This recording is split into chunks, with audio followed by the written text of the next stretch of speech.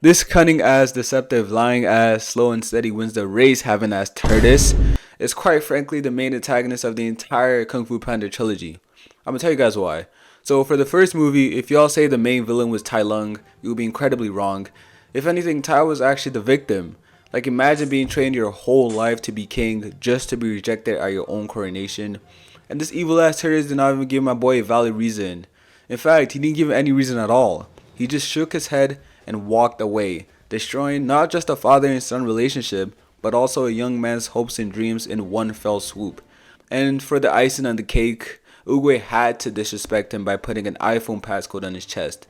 Like, come on, bro, that's just so low. Anyways, fast forward a couple years, and Shifu still did not learn from his past mistakes on why he should not give little kids false hope, and out came the Furious Five. This group of amateurs were filled with the delusions that one of them could possibly become the Dragon Warrior. I'm sensing some quite of deja vu here, and their competence was really shown when they faced against the Tai Lung. Losing a 1v5 has to be chalked up as one of Shifu's biggest embarrassment, and also one of the biggest embarrassments in the entire DreamWorks universe. I digress. So back to the slimy ass man. The festival of Dragon Warrior took place, and Oogway completely ignored the worthy candidates who had been training for years for this exact moment. And he picked some fat ass panda that came crashing down, almost replicating what happened at Hiroshima. But hey, calm. I love an underdog story. I always support the low guy, or the big guy in this case. What kind of names were these kids calling you? Meathead, Fatso, Lard Butt, Willie the Whale. Porky, hog, fat ass, double wide.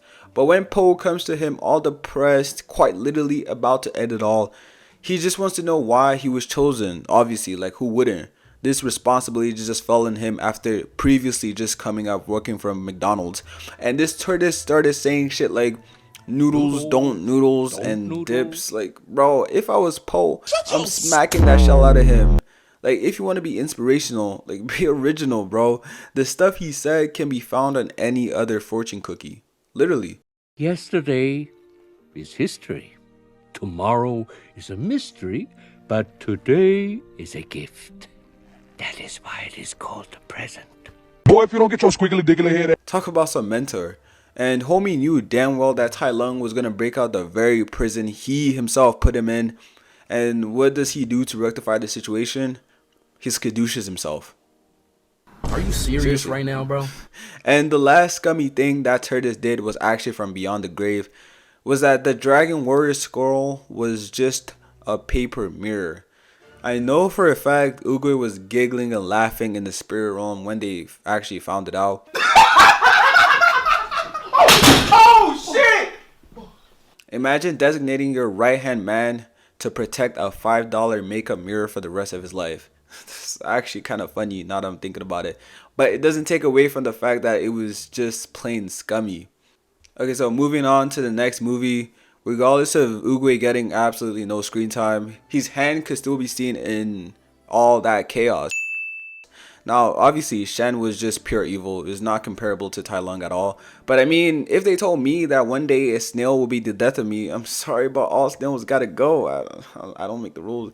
Anyways, Oogway chose Po because he saw, and I quote, the past and the future of Kung Fu in Po. Maybe because he was a panda and the pandas helped Oogway in the past. Which is quite ironic on how he just let all the pandas just get executed. Like, I'm sure he knew what was happening to all the pandas, but he just watched all that shit happen because he wanted Po to have some kind of tragic backstory for character development. What a dickhead. That brings me to the third movie. What is this guy's problem in creating villains? Kai was shown pulling up to Oogway in the spirit realm talking about how Oogway betrayed him, and from Oogway's track records, I don't think Kai was lying. So they fought for a couple, and none of y'all can tell me Oogway was not trying to win. Like, he was literally flexing on Kai, pulling out some unprecedented moves. Kind of seemed like he was cheating. Like, who whips out Yin Yang in a 1v1? That's literally just not fair. But then, obviously, my boy caught him slipping. Then he had just had to hit him with that good old, "It wasn't my destiny to beat you." That's just an equivalent to someone saying I wasn't trying after losing fair and square.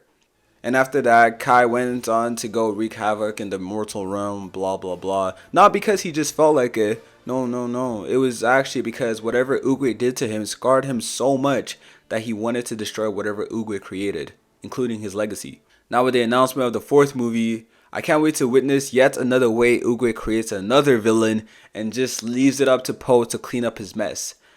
So with that being said, thanks so much for watching. I'll catch y'all in the next one. Bye bye.